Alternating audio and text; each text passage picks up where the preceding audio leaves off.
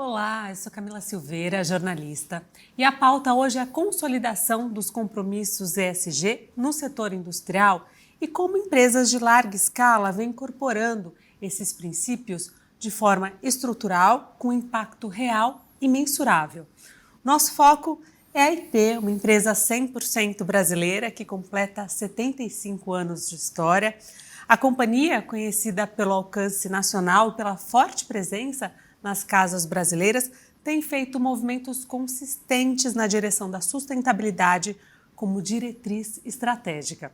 Para essa conversa, eu recebo aqui o Adriano Fidalgo Yamamoto, que é gerente de sustentabilidade da IP, responsável pela integração das agendas ambientais, sociais e de governança nas diversas frentes da companhia. Né, Adriano? Seja muito bem-vindo. É um prazer recebê-lo aqui e conversar com você sobre esse tema tão importante. Prazer, Camila. Obrigado pelo convite. Oportunidade de poder contar um pouquinho da IP. E é um prazer falar com você e com a sua audiência. Excelente. Adriano, a IP costuma afirmar que sustentabilidade não é tendência, né? É essência. O que sustenta essa afirmação no contexto atual da empresa, principalmente na marca dos 75 anos? Acho que a IP, desde a sua fundação, não conhece outro jeito, né, de fazer negócio sem ser pautado nos princípios ASG, né? A gente fala ASG porque a gente é uma empresa 100% brasileira. E aí eu resgato um pouquinho, né, desde da fundação do CEPI, que é uma entidade, né, de acolhimento à à infância e à juventude, né, passando pelo primeiro tanque de captação de água da chuva na década de 70, né, passando por uma série de produtos e outras iniciativas ao longo desses anos e chegando até 2025 com uma série de ações aí pautadas em todas as frentes da nossa matriz de materialidade, nossos temas materiais, né, que fazem com que os 7.300 funcionários vivam, né, esse compromisso com a sustentabilidade todos os dias, né? Então, ao longo dos 75 anos foram muitas ações que a gente vai poder falar um pouquinho, explorar um pouquinho mais aqui com você hoje, mas que embasaram, né, essa essência desde a sua fundação, né, e cada vez mais consolidado hoje no nosso modo de trabalhar e de produzir produtos de higiene e limpeza. Excelente.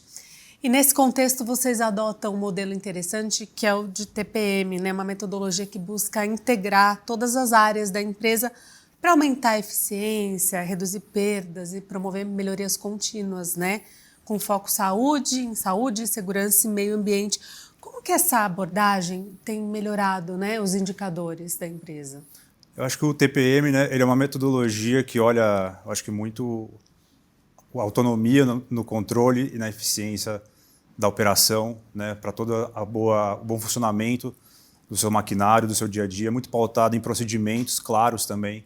Então, quando a gente pensa, né, nessa abordagem de trabalhar com a manutenção em dia, né, com uma observância muito rigorosa na conduta, no treinamento dos colaboradores, né, a gente no pilar ambiental pode destacar, né, acho que a eficiência sobretudo, né, então a gente produz e opera a máquina dentro daquele padrão de qualidade, né, isso tem uma eficiência, por exemplo, de consumo de energia, uma eficiência no tratamento de água, no consumo de água, né, e isso indiretamente vai refletindo também, né, nas emissões de gases de efeito estufa, por exemplo.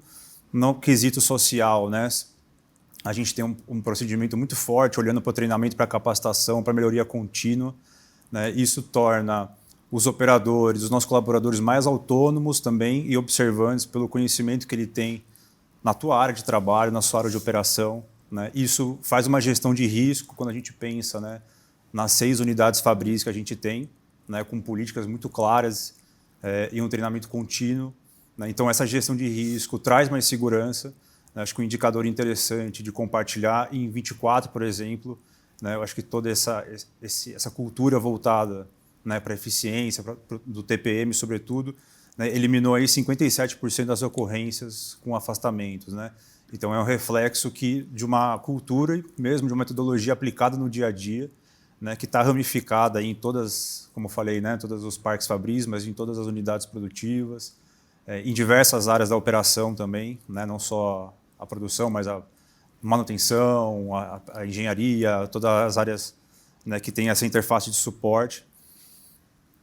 Então, acho que isso tudo resulta em menos acidentes, né, resulta num dia a dia, num ambiente de trabalho mais propício, né, com mais segurança, com mais conformidade. Então, e sobretudo na governança, né? Acho que na governança tendo esses instrumentos, né, de governança como as políticas, os procedimentos, a forma de conduzir, a frequência de treinamentos para manter todos os funcionários, os novos colaboradores, aculturados com essa metodologia, né, isso também tem uma base de indicadores muito forte, né, que é gerida todos os anos, todos os meses, reportadas para os devidos comitês, né, de saúde e segurança do trabalho, que acompanham, né, como que esses indicadores se comportam ao longo dos anos, né? E tem muitas coisas também que a gente reporta no nosso relatório de impacto a respeito das várias iniciativas que compõem esse grande guarda-chuva do TPM, né? Então, para quem tiver mais curiosidade também, acho que é uma boa fonte de informação para conhecer um pouco mais. Trouxe impactos mensuráveis, concretos, né? Isso. A gente já vai aprofundar um pouco mais em outras práticas ASG da empresa, mas antes eu queria uma visão mais ampla sobre essa agenda, né, ESG, no caso que ganhou muito espaço nos últimos anos nas agendas corporativas, mas também foi alvo de críticas e de pressões regulatórias. Como que você enxerga, agora falando de uma visão mais ampla, da maturidade dessa agenda no Brasil e também como fazer com que mais empresas tratem esse assunto com mais profundidade e seriedade? Eu acho que, sobretudo depois da pandemia, né? Eu acho que o efeito que a pandemia trouxe aí para olhar para o bem-estar, olhar para o cuidado de cada pessoa, de cada colaborador, né? Acho que todas as empresas fazendo essa virada, né, para se adaptar numa realidade que se impôs aí, né, da noite para o dia, de uma forma muito abrupta, e o reflexo que se teve na saúde mental, né, na segurança de todos os colaboradores, seja os colaboradores que não poderiam fazer home office, por exemplo, né, tiveram que continuar na operação.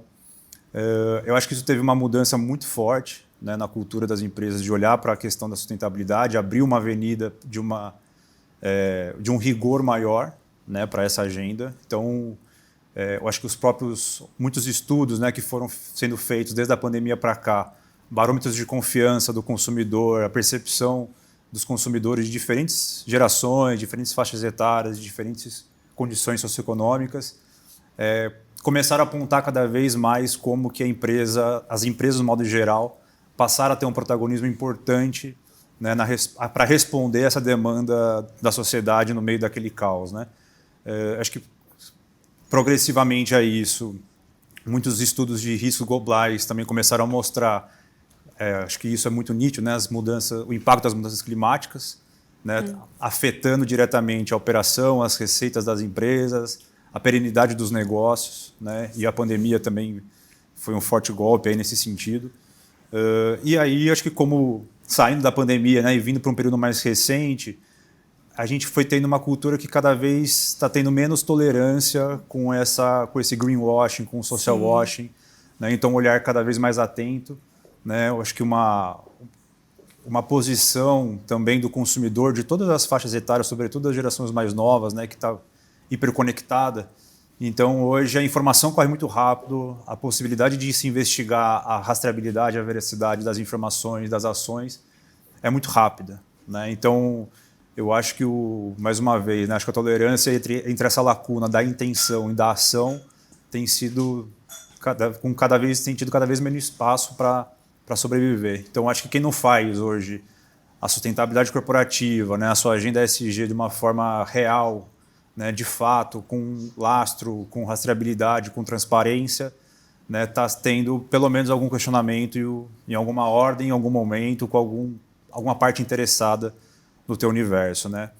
Eu acho que também, para responder na segunda pergunta, né, como que a gente precisa evoluir, eu acho que ainda é um desafio muito grande a questão da governança, né? A governança da sustentabilidade em si, e aí eu penso, né, para dentro e fora das empresas, e você ter procedimentos claros, né, uma gestão de resultados, uma gestão de indicadores, os reportes, as instâncias que monitoram e acompanham isso. Né, acho que a gente vai poder falar um pouquinho, mas na própria IP, por exemplo, recentemente a gente provocou uma mudança muito importante, né, de reportar para o Conselho de Administração o desempenho socioambiental da companhia de uma forma geral, pautada aí nos nossos temas materiais, né? Então, isso dá uma possibilidade para que a alta liderança também tenha uma visão mais transversal de como que as ações, as iniciativas, né, têm se comportado, onde que a gente ainda precisa colocar mais energia, né, dedicar um pouco mais de esforço, de atenção, e onde a gente já consolidou um valor, né? Quais temas, em quais frentes que a gente já tem uma consolidação forte. E pensando um pouco na porta para fora, né? Acho que a agenda ainda tem muitas oportunidades de se trabalhar em rede, né? Em se trabalhar as coalizões, e sim trabalhar dentro das empresas dos seus respectivos setores, né, para fomentar, acho que muitas agendas aí que a gente tem que são cada vez mais urgentes e estão interligadas, né? Então, o desafio sistêmico coloca uma camada adicional aí de desafio para que as empresas tenham respostas consistentes, que não sejam pontuais, né, mas que também permitem que as empresas ocupem esse espaço de protagonismo para provocar mudanças reais.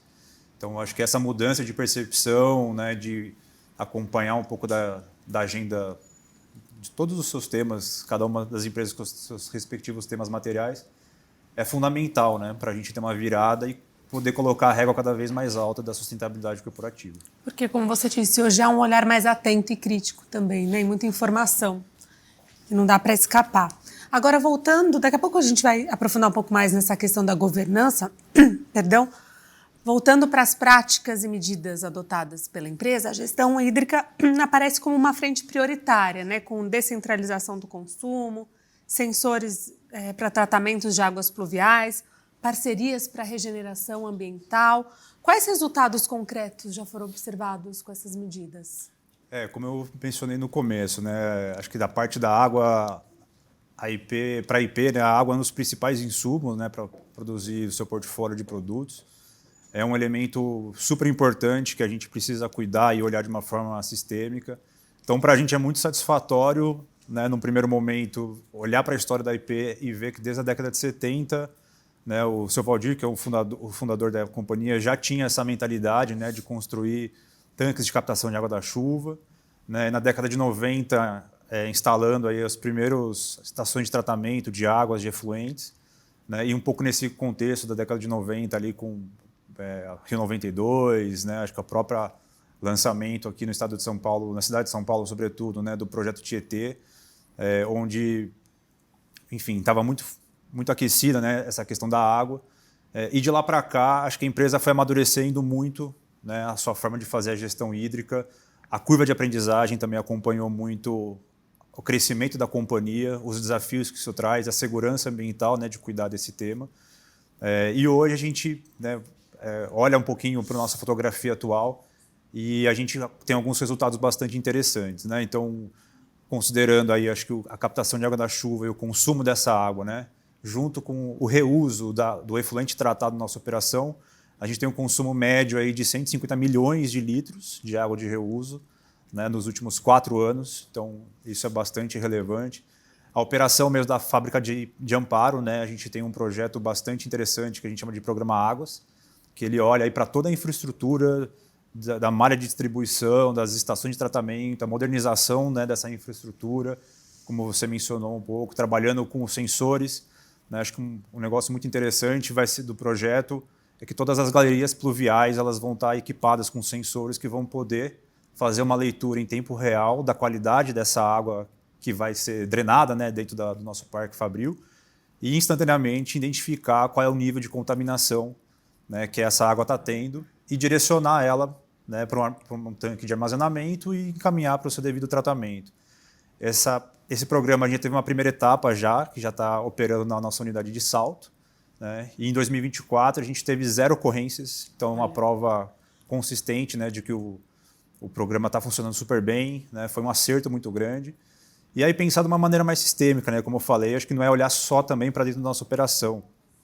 Claro que é muito importante, porque eu acho que é onde habita aí o nosso principal impacto, né, por sermos um grande consumidor. Mas a gente está, desde 2007, por exemplo, com a Fundação SOS Mata Atlântica, numa parceria duradoura, né, que até hoje, através do projeto do Florestas IP, a gente já plantou mais de 1.200.000 mudas em diversas cidades aqui do município de São Paulo, sempre em áreas de preservação permanente, né, da zona rural desses municípios. Em 2015, a gente fez uma nova parceria com a Fundação SOS Mata Atlântica para o projeto Observando os Rios, né, que monitora aí quase 200 rios, né, em 17 estados brasileiros que fazem parte do bioma da Mata Atlântica. E esse projeto gera uma base de informação, de indicadores de qualidade muito importante, né? Além de uma mobilização social, porque toda essa mensuração, toda essa medição é feita por grupos de voluntários.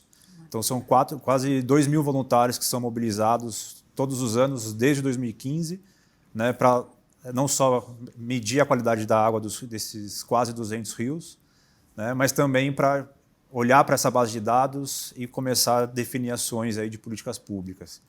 Mais recentemente, né, olhando mais uma vez para a nossa fábrica de Amparo, por ser a nossa maior fábrica, né, entre as 6 que a gente tem espalhadas pelo Brasil, em 4 estados, a gente olhou para a nossa bacia hidrográfica, né, e a gente falou, a gente precisa começar a trazer esse esforço da restauração, da resiliência hídrica, da segurança hídrica para a bacia que a gente está operando. Né? Então, olhar para essa bacia foi um desafio enorme, porque é uma bacia que vem do rio Camanducaia, que vem desde o sul de Minas, passando por 9 municípios até chegar na nossa planta em Amparo. E aí, em 2021, a gente fez uma parceria com a Imaflora, né, e num estudo muito detalhado, né, com aplicação de conhecimento técnico, de ciência, a gente fez uma interpretação da paisagem, né, de toda a bacia, com base em muitos parâmetros de uso e ocupação do solo, declividade, das nascentes, dos ribeirões. E aí, através, né, de uma análise estatística, a gente conseguiu identificar quais eram os grupos, 6 grupos prioritários para restauração, para resiliência hídrica. E aí, em 2024, foi o primeiro ano que a gente começou a implantar a restauração florestal nas áreas de APP. Né? Foram 36 hectares, mais de 70 mil mudas plantadas em 24.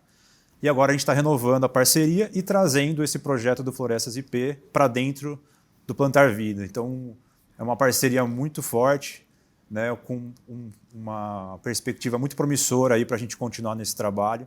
Né? São mais de 2.000 hectares de reserva legal e área de preservação permanente para a gente restaurar. E claro que é um investimento um pouco mais paciente. Né? O resultado do reflorestamento ele não acontece de um ano para o outro. Mas trabalhar com grandes parceiros, né, engajando os atores locais, com certeza aumenta bastante a chance de sucesso. Trabalhar em rede, né? Sim. Ouvindo você falar, é possível perceber que a tecnologia também tem um papel muito importante, né, nesses processos. Em economia circular, a unidade de Simões Filho atingiu a meta de aterro zero, né, e o sistema Elo Verde expandiu também o controle sobre resíduos e emissões. Queria que você falasse então um pouco mais sobre de que forma a tecnologia tem sido aliada nesses processos e também como isso impacta outras unidades, outras áreas da IP. Acho que a tecnologia é um aliado super importante, né? Não só para a gente ter produtividade e eficiência aí na gestão desses inúmeros indicadores, né? Para cuidar de todos os nossos 6 temas materiais, né? Porque acho que aquilo que a gente não mensura, dificilmente a gente vai conseguir gerenciar. E acho que dá para a gente trazer aqui alguns exemplos. Né? A própria Elo Verde é uma plataforma importante para a gente que ajuda a gente a fazer o abastecimento desses indicadores de resíduos com uma acuracidade muito maior. Né? Então, ter ali a gestão de resíduos interna das nossas operações pautada num instrumento aí que ajuda a gente a ter, como eu falei, né, um pouco de acuracidade nisso. A gente está no programa Mãos para o Futuro também desde 2014, né, que é o maior programa de logística reversa de embalagens, né, do Brasil, referência para muitos outros setores, e onde a gente tem que reportar o volume de embalagens que a gente coloca no mercado ao longo dos anos. Né? E uma empresa que está presente, né, com seus produtos em 95% dos lares brasileiros, a gente tem um desafio ainda maior de rastrear esse dado, né, e que seja um dado de credibilidade.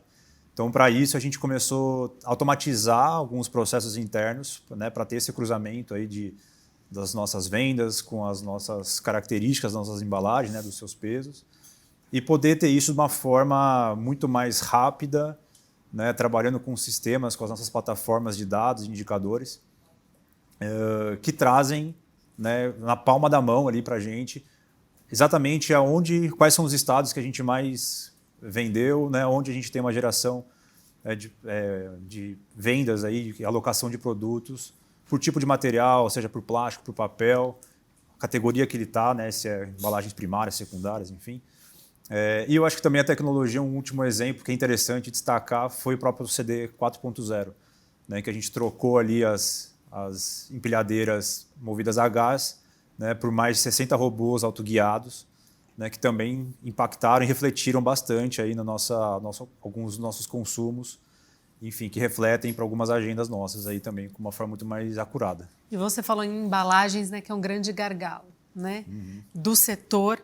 E queria que você falasse então um pouco mais, né, sobre esse investimento que vocês têm feito em linhas mais leves, né, recicláveis, biodegradáveis, mas como garantir que esse investimento, esse avanço ambiental não comprometa também o acesso das pessoas, principalmente das classes C e D? Eu acho que é um grande desafio, né? Acho que é a grande pergunta de $1 milhão aí, encontrar uma receita que equilibre essas duas coisas, né? Mas eu acho que na IP a gente tem um trabalho aí muito forte das áreas de marketing, de P&D, né? Que procura entender sempre, né, os anseios e as expectativas dos nossos consumidores, como que cada consumidor, né, decide o seu momento de compra, como que cada um deles cuida dos seus respectivos lares, né, para entregar aquilo que para a gente é uma missão, né? Na missão da IP, a gente tem muito claro que a nossa missão é produzir produtos com alta qualidade, acessíveis, né, sustentáveis e sempre prezando pela qualidade de ponta a ponta. Então, eu acho que isso permite que cada inovação, cada lançamento, cada produto, né, olhe para esse aspecto, para esse critério fundamental, né, manter a acessibilidade. Então, acho que algumas linhas, como a nossa linha Green, por exemplo, né, quando a gente olha aí para o mercado, geralmente são produtos que têm um preço de gôndola muito maior, né? E a linha Green da IP, né, ela é sim um pouquinho acima do valor praticado, mas ainda assim mantém a acessibilidade, né, para que todos os brasileiros possam ter produtos com atributos sustentáveis na sua casa. E, Adriano, agora também falando de uma maneira mais ampla, o Brasil ele tem um enorme potencial para se posicionar como referência global, né, em sustentabilidade industrial, com uma matriz muito limpa. O que falta para a gente dar esse passo e como empresas como a IP podem contribuir nesse cenário, né, de forma colaborativa? Eu acho que o Brasil é muito abundante, né, em recursos naturais. Acho que isso é indiscutível, todo mundo sabe. Então, acho que isso por si só, né, abre um leque de oportunidades, né, para o país, pensando em presente e futuro, né? Mas também traz, acho que, um grande desafio para a gente fomentar, acho que, as agendas de inovação, que eu acho que é um aspecto muito importante, né, para a gente poder usar de uma forma mais impactante, né, e mais efetiva todo o conhecimento adquirido. Né? Eu acho que a produção de conhecimento dentro dessa agenda de sustentabilidade é enorme, e aí eu me refiro, acho que, a todas as escalas, né? Desde as micro, pequenas, as médias empresas, as grandes empresas, ao terceiro setor, aos próprios órgãos públicos, né? A gente tem órgãos de referência há muitos anos no Brasil, muitos setores que também investem muito, né, na produção de conhecimento, na pesquisa e desenvolvimento. E eu acho que o grande desafio nosso em termos de país acho que é fomentar uma agenda, uma política de Estado, né, para que isso realmente perenize, né, para que isso seja protegido, sobretudo, né, que a nossa agenda de conhecimento, de educação, né, e subir essa régua da sustentabilidade industrial. Né? Então, acho que, mais uma vez, né, trabalhar em redes, trabalhar em coalizões, em parcerias. Né? Eu acho que esse lateralismo com as outras entidades, com outros parceiros, com a academia, né, oferece muita oportunidade para que a gente possa, em todas as agendas necessárias e que são cada vez mais urgentes, né, poder ter um projeto consistente aí que realmente perdure ao longo dos anos.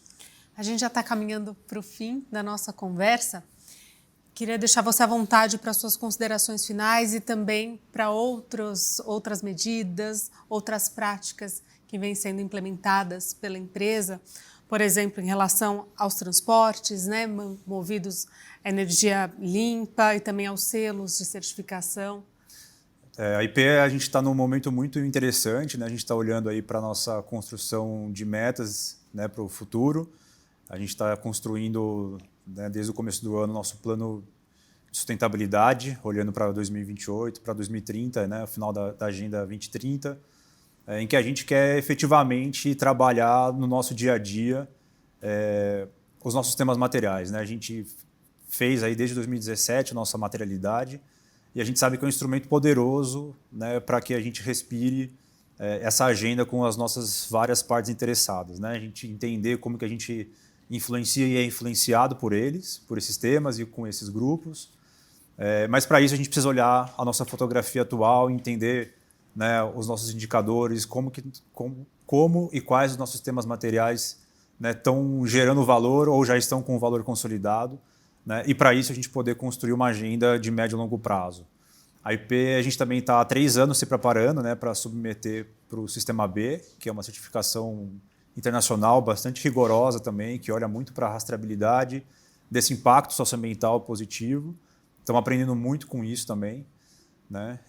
E agora a gente também está construindo até o final do ano, nosso plano de descarbonização para atingir emissões líquidas zero, né? Então, acho que eu daria o destaque aí para essas 3 grandes frentes. E eu acho que tem muito mais coisa aí que vão surgir ao longo dos próximos meses, aí dos próximos anos, que estão sendo trabalhadas pela equipe, né, pela IP. E eu acho que é isso, Camila, para consolidado aqui, para não me estender Só mais. antes da gente finalizar, a IP também recebeu reconhecimentos, né, como o selo Proética e certificação, uma certificação ouro também. Queria que você falasse na prática o que esse reconhecimento significa também para a empresa. Sim, a gente foi reconhecido, né, 2 vezes aí pelo Proética, né, que é uma certificação aí concedida pela CGU, né, pelas boas práticas empresariais contra a corrupção, em prol da ética, da integridade das empresas, né? Então, é a única empresa no setor, única grande empresa, né, no setor de saneantes, né, a ser reconhecida 2 vezes, né, nos seus respectivos biênios.